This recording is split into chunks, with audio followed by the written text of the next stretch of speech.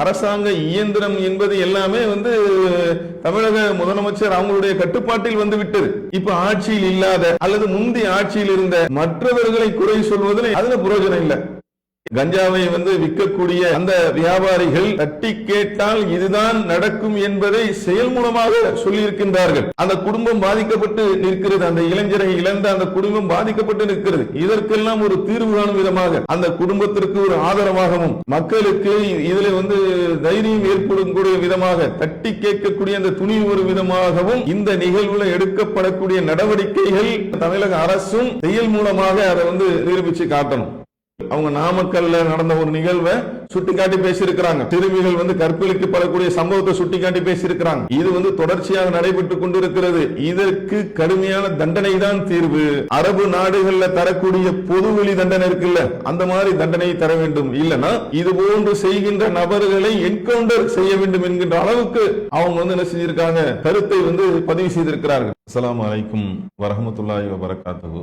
அன்பார்ந்த சகோதர சகோதரிகளே, செய்தியும் சிந்தனையும் என்கின்ற இந்த நிகழ்ச்சியின் வாயிலாக பல்வேறு அண்மை செய்திகளை நாம் பார்த்து வருகிறோம். அந்த வரிசையில இன்றைய தினம் நாம் பார்க்க இருக்கின்ற செய்தி, சென்னை தண்டையார்பேட்டையில் நடந்த மிகப்பெரிய ஒரு கொடூரமான ஒரு நிகழ்வு. என்ன நடந்தது? தண்டையார்பேட்டையில கஞ்சா விற்கக்கூடிய அந்த வியாபாரிகளை, அந்த விற்பனையை தட்டி கேட்ட ஒரு இளைஞர் அடித்தே கொலை செய்யப்பட்டார் என்கின்ற செய்தி, அண்மை செய்தி நமக்கு செய்தி சேனல் வழியாக மற்றும் பத்திரிகை வழியாக நம்மளுடைய பார்வைக்கு கிடைக்கின்றது.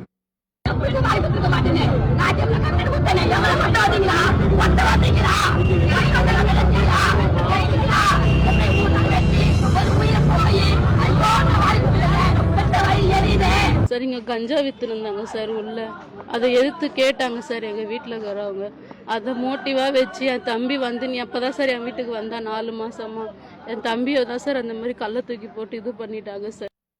அப்ப இந்த நிகழ்வு என்பது மிகவும் கொடுமையான கொடூரமான ஒன்றாக இருக்கின்றது. அந்த குடும்பத்தார், அந்த இளைஞரை இழந்து வாடக்கூடிய அந்த குடும்பத்தார் எல்லாம் களத்தில் இறங்கி அவருக்காக நியாயம் கேட்டு குற்றவாளிகளை உடனடியாக கைது செய்ய வேண்டும் என்ற அந்த அடிப்படையிலே போராட்டம் நடத்தக்கூடிய காட்சியெல்லாம் நாம் பார்த்து கொண்டு இருக்கிறோம். இதுல இன்னொரு பார்வை என்னன்னு பாத்தீங்கன்னா, இது போன்ற கஞ்சாவுடைய இந்த நிகழ்வுல யாரேனும் தலையிட்டால், இப்ப கஞ்சா விற்பனை இந்த மாதிரிலாம் நடக்கும்போது அதை எதிர்க்கக்கூடியவர்களாக, தட்டி கேட்கக்கூடியவர்களாக இருந்தால் இந்த சம்பவம் என்பது ஒரு மிரட்டல் போன்று நடந்த ஒரு சம்பவமாக இருக்கின்றது. நீங்க நாங்க விற்பனை செய்யக்கூடிய இந்த கஞ்சா சம்பந்தமான இந்த விஷயங்கள்லாம் நீங்க தட்டி கேட்டீங்க அப்படின்னா நாங்கள் இல்லாமல் ஆக்கி விடுவோம், அடிச்சா என்ன செஞ்சிருவோம், நாங்க கொலை செய்து விடுவோம் என்று இந்த விற்பனையில் ஈடுபடக்கூடியவர்கள், கஞ்சா விற்பனையை செய்யக்கூடியவர்கள், இவங்களுடைய இந்த செயல்பாடு என்பது இப்படி அமைந்திருக்கிறது. அப்ப தமிழக அரசாங்கம் இதை இரும்பு கரம் கொண்டு இவர்களை அடக்கும் விதமாக இது போன்று தட்டி கேட்கக்கூடிய இன்னொரு உயிர் பறிபோகிவிடக் கூடாது. ஏன்னா இப்ப என்ன சொல்ல வராங்க அப்படின்னா, இந்த கஞ்சா கடத்தலில் ஈடுபடக்கூடியவர்கள், அதை விற்பனை செய்யக்கூடியவர்கள், இவங்க என்ன சொல்ல வராங்க அப்படின்னா, தட்டி கேட்டா நாங்க இது மாதிரி மக்களுக்கு எச்சரிக்கை விடுக்கக்கூடிய ஒன்றாக இந்த நிகழ்வு நடந்திருக்கிறது. அப்ப மக்கள் எப்படி துணிச்சலோட போய் கேட்பாங்க, எப்படி தட்டி கேட்பாங்க, எப்படி காவல்துறைக்கு தகவல் தருவாங்க, நமக்கு எதுக்கு வம்பு என்று ஒதுங்கக்கூடிய ஒரு நிலையாக ஆகிவிடக் கூடாது. அதற்கு தமிழக அரசாங்கம் என்ன செய்யணும், இதுல தலையிட்டு உடனடியாக சம்பந்தப்பட்ட அந்த நபர்களை கைது செய்து அவர்களுக்கு கடுமையான தண்டனைகள் கொடுப்பதன் மூலமாக மக்களுக்கு தைரியத்தை தர வேண்டும். நீங்க இது மாதிரி விஷயங்கள்ல தகவல் கொடுத்தீங்க அப்படின்னா காவல்துறை சார்ந்து, சட்டம் சார்ந்து அவர்கள் மேல நடவடிக்கை எடுக்கப்படும் என்பதை உறுதிப்படுத்தும் விதமாக தமிழக அரசாங்கத்துடைய அந்த செயல்பாடு அமைந்திருக்க வேண்டும் என்பதையும் நம்ம இந்த நேரத்தில் தகவலாக சொல்லிக் கொள்கிறோம். இன்னொரு முக்கியமான விஷயம் என்னன்னு பாத்தீங்கன்னா, தற்போது தமிழகத்தில் நடைபெறக்கூடிய சில நிகழ்வுகள், இப்போது புதிய அரசாங்கம் அமைந்திருக்கிறது, அவர்கள் சந்திக்கக்கூடிய இந்த நிகழ்வுகள், தமிழகத்தில் நடக்கக்கூடிய நிகழ்வுகள் என்னன்னு பாத்தீங்கன்னா மிக முக்கியமான ஒன்றாக சிறுமிகளுடைய அந்த பாலியல் துன்புறுத்தல், அவர்களை கூட்டு பலாத்காரம் செய்வது, வன்கொடுமை செய்வது, இது போன்ற விஷயங்கள் ஒரு பக்கம் நடந்து கொண்டு இருக்கிறது. அப்ப இதை கவனத்தில் வச்சு என்ன செஞ்சாங்க, சிங்கப்பெண் சிறப்பு அதிரடிப்படை, சிறப்பு படை, நாங்க என்ன பண்ண போறோம். நேற்று கூட முதலமைச்சர் பேசும்போது வரக்கூடிய வாரத்தில் நெக்ஸ்ட் வீக் பெண்கள் பாதுகாப்பான அந்த சிங்கப்பெண் காவல் படை அதை இனாகரேட் பண்ண போறோம். உடனே சார்ஜ் ஷீட் எல்லாம் போட்டு உடனே தண்டனைகள் வழங்கப்படும் என்றெல்லாம் சொல்லி இருக்கிறார். தப்பு செஞ்சவங்களுக்கான தண்டனை, அதுக்கான சார்ஜ் ஷீட் எல்லாமே ரொம்ப ஃபாஸ்டா, ரொம்ப ஸ்பீடா செய்யறதுக்கான அந்த வேலையை செய்ய சொல்லி இருக்கிறோம். அது வரவேற்கத்தக்க ஒண்ணுதான். வைங்க, அந்த உரையிலேயே ஒரு குறிப்பிட்டு சொல்லும் போது இன்னொன்னு என்ன சொல்றாருன்னா, அது அரசியல், அதாவது டிவிக்கே டிஎம்கே விமர்சிக்கக்கூடிய ஒன்று. நீங்க ஆங்காங்க என்ன செஞ்சிட்டீங்க, நீங்க போதைப் பொருட்களை, கஞ்சா விற்பனை, இதெல்லாம் ஆங்காங்க தெருவுக்கு தெரு நீங்க ஆரம்பிச்சுட்டு போயிட்டீங்க.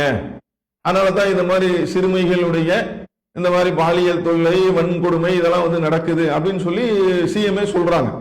அது சரியில்லை, இது சரியில்லைன்னு சொல்லி திமுகவும் மற்றும் பலரும் மாறி மாறி கூவுறீங்க.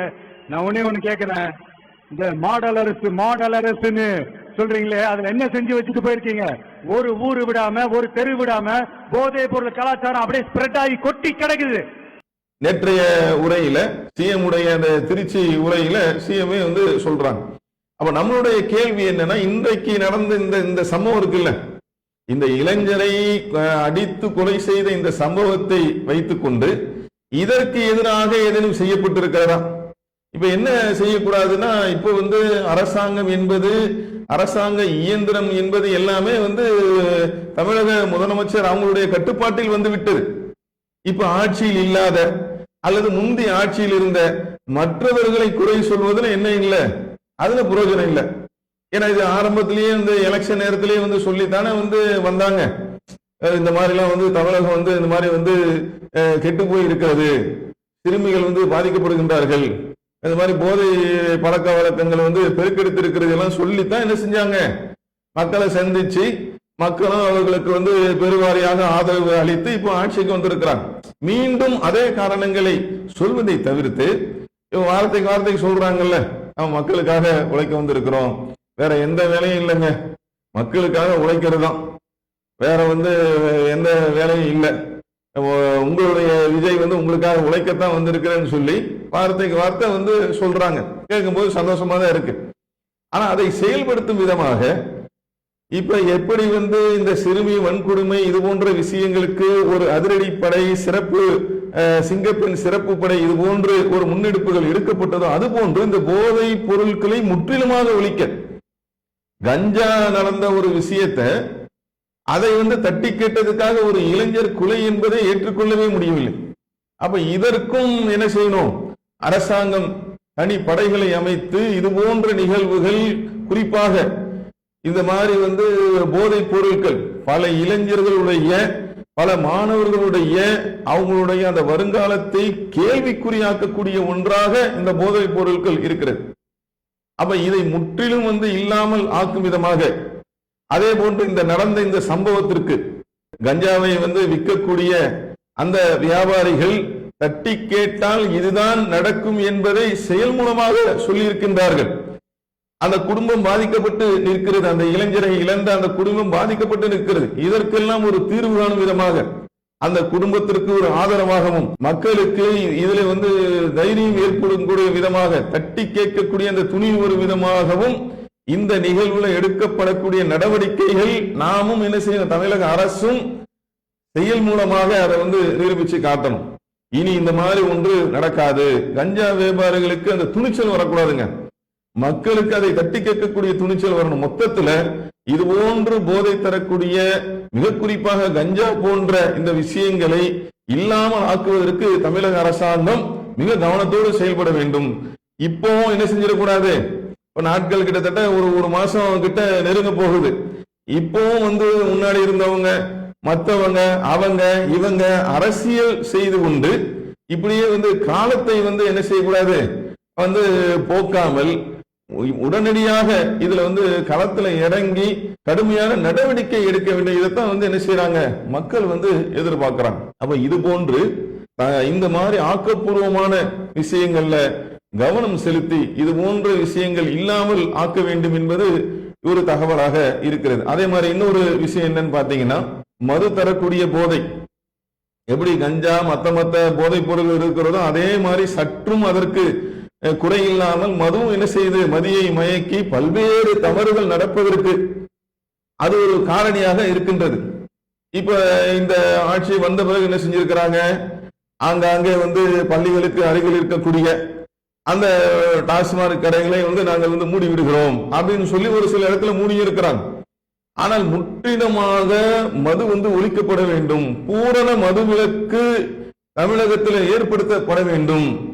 அப்ப ஒரு பக்கம் இந்த பூரண மதுவிலக்கு ஏற்படுத்தக்கூடிய ஒரு நிகழ்வு, இன்னொரு பக்கத்துல கஞ்சா போன்ற இந்த போதைப் பொருட்கள் அடியோடு இல்லாமல் ஆக்குவதற்கான சட்ட நடவடிக்கைகள், அதற்காக ஒரு சிறப்பான ஒரு காவல்துறை படையெல்லாம் ஏற்படுத்தி முற்றிலுமாக ஒழிக்க வேண்டும். ஏன்னா பல பேருடைய வாழ்க்கை இதுல சீரழிந்து கொண்டிருக்கிறது. பல இளைஞர்கள், பல மாணவர்கள் போதை ஏற்றிக்கொண்டு அவர்களால் ஏற்படக்கூடிய இந்த மாதிரி சிறுமிகளுக்கு பாதிப்பு, பெண்களுக்கு வந்து பாதிப்பு, இது மாதிரி நிகழ்வுகள் நடக்காமல் இருப்பதை தற்போது இருக்கக்கூடிய தமிழக அரசாங்கம் வந்து என்ன செய்யணும், உறுதி செய்ய வேண்டும். அப்ப இதற்கான முன் நடவடிக்கைகள் என்ன செய்யணும்னு அவர்கள் வந்து எடுக்க வேண்டும். இப்போ இந்த சிங்கப்பெண் திட்டம் இந்த மாதிரி விஷயங்கள்லாம் சொல்றாங்க. இதுல கூடுதலாக இன்னொரு கவனிக்க வேண்டிய அம்சம் என்னன்னு பாத்தீங்கன்னா, தண்டனைகளை வந்து கடுமையாக ஆக்குவது. இந்த அம்சம் வந்து ரொம்ப ஒரு முக்கியமான ஒன்றாக இருக்கிறது. ஏன்னா இன்னைக்கு வந்து என்ன நடக்குதுன்னு பாத்தீங்கன்னா, குற்றவாளிகள் என்று நிரூபிக்கப்பட்டு அவர்கள் மேல் குற்றம் உறுதி செய்யப்பட்டு அவங்க காவல்துறை லாக்கப்ல வந்து அடைக்கப்பட்டாலும் அங்க என்ன நடக்குது, அங்க வந்து என்ன செய்யறாங்க, குற்றவாளிகள் மீது வந்து பரிதாபப்படக்கூடிய நிகழ்வுகள் நடக்கின்றது. அவங்களுக்கு வந்து குற்றவாளிகளுக்கு நீங்க அது கொடுங்க, சுண்டல் கொடுங்க, வாரத்துல ஒரு நாள் என்ன செய்யுங்க நீங்க அவங்களுக்கு வந்து இறைச்சியை கொடுங்க என்றெல்லாம், அதாவது வந்து தப்பு செய்துவிட்டு தண்டனையை அனுபவித்துக் கொண்டிருக்கிறார்கள். குற்றவாளி செஞ்ச தப்புக்கு இதுதான் இந்த தண்டனை கொடுத்திருக்கிறாங்கன்னு உணரணுமா இல்லையா? ஆனா அது நடக்குதான்னு பாத்தீங்கன்னா அதற்கு பதிலாக மற்ற விஷயங்கள் சிறப்பான கவனிப்புகள் வந்து நடக்கிறது. அதனாலதான் விளையாட்டா சொல்லுவாங்க, குற்றவாளிகள் என்ன சொல்றாங்க, இந்த போலீஸ் ஸ்டேஷன்ல இருக்கிறது, சிறையில இருக்கிறது, அதெல்லாம் பத்தி சொல்லும் போது மாமியார் வீடு, ஏன் மாப்பிள்ள வந்து மாமியார் வீட்டுக்கு போனா அவ்வளவு சிறப்பா கவனிப்பாங்கல்ல, அந்த மாதிரி வந்து கவனிக்கப்படுகின்றது என்கின்ற கருத்தை உள்ளடக்கி விளையாட்டா என்ன சொல்லுவாங்க, மாமியார் வீடு. அந்த நிலை தகர்க்கப்படணுங்க. இந்த குற்றங்கள் வந்து சிறுமிகள் மீதான அந்த பாலியல் தொல்லை, அதே மாதிரி வன்கொடுமை, குட்டுவாளியல் இதெல்லாம் வந்து நடக்காமல் இருப்பதற்கும், கஞ்சா விற்பனையை தட்டி கேட்கக்கூடிய இளைஞரை வந்து அடித்துக் கொள்ளக்கூடிய அளவுக்கு அந்த வியாபாரிகளுக்கு துணிச்சல் வருவதற்கும் இதுக்கெல்லாம் என்ன காரணம் பாத்தீங்கன்னா, இந்த மாதிரி இலகுவா இருக்கிறது தான் காரணம். அப்ப தண்டனையை வந்து என்ன செய்யணும், கடுமையாக்க வேண்டும். அந்த அச்சம் வரணும். தண்டனை அந்த கொடுக்கின்ற அந்த தண்டனையை பார்த்த உடனே ஒரு நபர் தப்பு செய்து அது தண்டனை உறுதி செய்யப்பட்டு அவருக்கு கொடுக்கக்கூடிய அந்த தண்டனை என்பது அடுத்த ஒருவருக்கு என்ன செய்யக்கூடாது, அந்த எண்ணத்தில் கூட அந்த சிந்தனை வரக்கூடாது. இல்ல இந்த மாதிரி செஞ்சிடக்கூடாது, கடுமையா வந்து தண்டிக்கப்படுவோம். அது பாத்தீங்க அப்படின்னா அது சம்பந்தமா வந்து நீங்க தேமுதிக பிரேமலதா விஜயகாந்த் கூட என்ன சொல்லி இருக்கிறாங்க, இது போன்ற கற்பழிப்புகள் அவங்க நாமக்கல்ல நடந்த ஒரு நிகழ்வை சுட்டிக்காட்டி பேசியிருக்கிறாங்க. சிறுமிகள் வந்து கற்பழிக்கப்படக்கூடிய சம்பவத்தை சுட்டிக்காட்டி பேசியிருக்கிறாங்க. இது வந்து தொடர்ச்சியாக நடைபெற்றுக் கொண்டிருக்கிறது. இதற்கு கடுமையான தண்டனை தான் தீர்வு. அரபு நாடுகள்ல தரக்கூடிய பொதுவெளி தண்டனை இருக்குல்ல, அந்த மாதிரி தண்டனையை தர வேண்டும். இல்லைன்னா இது போன்று செய்கின்ற நபர்களை என்கவுண்டர் செய்ய வேண்டும் என்கின்ற அளவுக்கு அவங்க வந்து என்ன செஞ்சிருக்காங்க, கருத்தை வந்து பதிவு செய்திருக்கிறார்கள். அப்ப தண்டனையை நாம வந்து கடுமையாக்கக்கூடிய நேரத்தில் தான் இது போன்ற தவறுகள் என்பது வந்து குறைய வாய்ப்பு இருக்கிறது.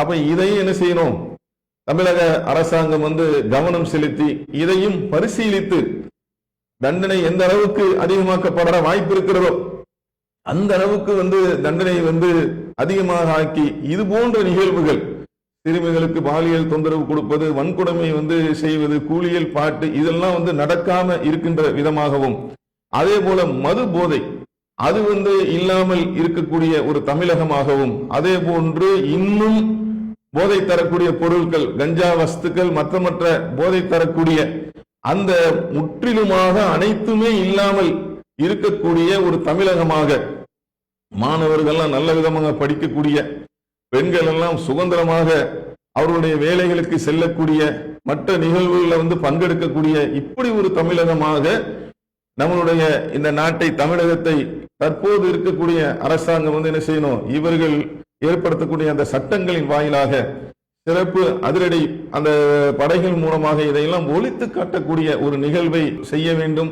மீண்டும் மீண்டும் என்ன செய்யக்கூடாது, அவங்க அப்படி செஞ்சாங்க, இவங்க எப்படி செஞ்சாங்க என்று இந்த தகவலை சொல்லி, ஏன்னா இது அறிவார்ந்தவர்கள் ஏற்றுக்கொள்ளக்கூடிய ஒரு வாதம் இல்லை. இப்ப எல்லாமே என்ன செஞ்சிட்டாங்க, சிஎம் கையில கொடுத்துட்டாங்க. காவல்துறை சிஎம் கையில தான் இருக்கு. எல்லா அரசு இயந்திரங்கள் கட்டுப்பாட்டு அனைத்தும் சிஎம் கையில தான் இருக்கு. அவங்க என்ன செய்யலாம், நினைச்சு எல்லாரையும் அழைச்சு மற்ற விஷயங்களுக்கு எப்படி முன்னெடுப்பு எடுக்கின்றார்களோ அது மாதிரி என்ன செய்யணும், இறங்கி இவங்க இந்த விஷயத்திற்கும் தமிழகத்திலே போதை இல்லாமல், மது இல்லாமல், கற்பழிப்பு இல்லாத ஒரு தமிழகமாக திகழ்வதற்கு வழிவகை செய்ய வேண்டும். தற்போது நடைபெற்ற அந்த சம்பவத்துல அந்த இளைஞரை அடித்தே கொன்ற அந்த குற்றவாளிகளுக்கு கடுமையான தண்டனைகளை வழங்க வேண்டும் என்பதை மீண்டும் ஒரு முறை சொல்லி இங்க நிகழ்ச்சியை நிறைவு செய்கிறோம். அஸ்ஸலாமு அலைக்கும் வரஹ்மத்துல்லாஹி வபரகாத்துஹு. அல்லாஹு அக்பர், அல்லாஹு அக்பர்.